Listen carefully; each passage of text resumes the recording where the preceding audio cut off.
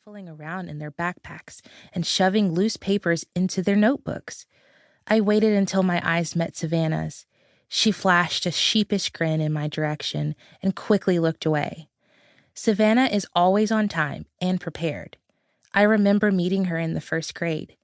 When I walked into the classroom, she was sitting straight against the back of her chair, her feet placed perfectly side by side in front of her, and she had on a pair of white ruffled socks that matched the two large white hair bows dangling from each side of her head. Her hands were crossed delicately, resting on top of her desk. She looked perfect, and I knew right away we would become the best of friends. I dropped back to my heels and exhaled. I marched to the office and filled out the tardy sheet. I crumpled the pink copy with the faded words and stuffed it into my backpack. I balled the white copy up in my left fist and marched right back to room 109. I knocked on the door, held up the crinkled copy of the white excuse sheet, and smiled. Miss Blount opened the door and welcomed me in. "Good morning, Miss Blount," I said apologetically. "Good morning," she replied, without ever moving her actual mouth. I'm always amazed at how she does that. No expression, no smile, no eye contact, just a gravelly voice that escapes a tiny hole between her top and bottom lips. I handed her the paper as quickly as I could and slid past her through the door and into the room. I spotted my empty chair right next to Savannah, so I headed in that direction to take my place. As I walked past Savannah's desk, I nodded and mouthed, "How'd it go?" She knew I was talking about her weekend at our favorite singer Mallory Winston's concert, so she gave me a "can't wait to tell you all about it, but not now" thumbs up, and finished coloring in the pattern of funny faces she had already drawn all over her worksheet. Great, I thought to myself. Miss Blount was in the middle of explaining how George Washington had never really cut down a cherry tree.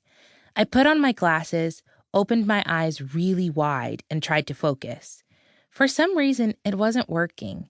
I just couldn't seem to stop my brain from drifting into a magical world full of baby Austin swimming in pools of cherry-flavored whipped cream clouds surrounded by rainbows and puppy treats.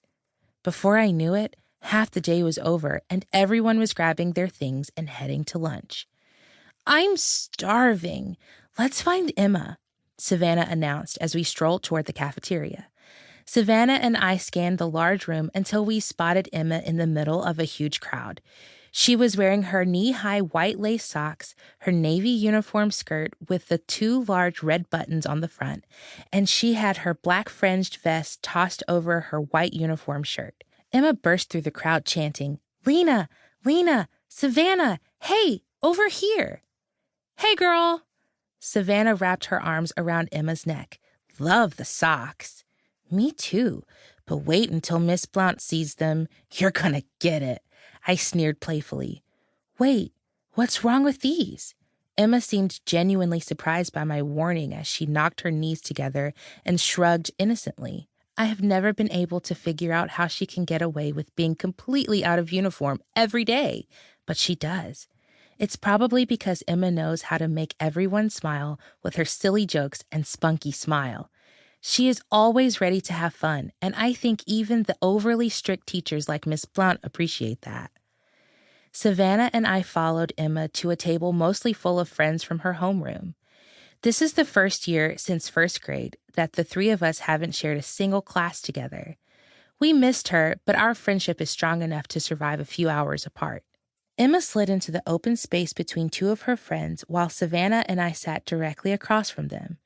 Deliberately and quietly, everyone emptied their lunch bags. I reached into my right pocket and pulled out my sandwich. Then I reached into my left and grabbed a handful of snacks. "Still no lunchbox?" Savannah asked. "Nope, and I'm not ready to tell my mom yet. Anyone want my fruit snacks?" I waved the little blue bag from side to side in the air. "Ooh, I'll take them." Emma reached across the table to grab them, but I pulled them back just in time for her hand to land on top of my already smushed sandwich. We all burst out laughing. I put my finger over my open mouth and whispered, "Shh," through my giggles. I could feel Miss Blount glaring in our direction, and I didn't want anyone to get in trouble. "Hurry and eat, guys, so we can go outside. We have a lot to talk about," Savannah urged. "Ooh, I almost forgot!" Emma practically screamed.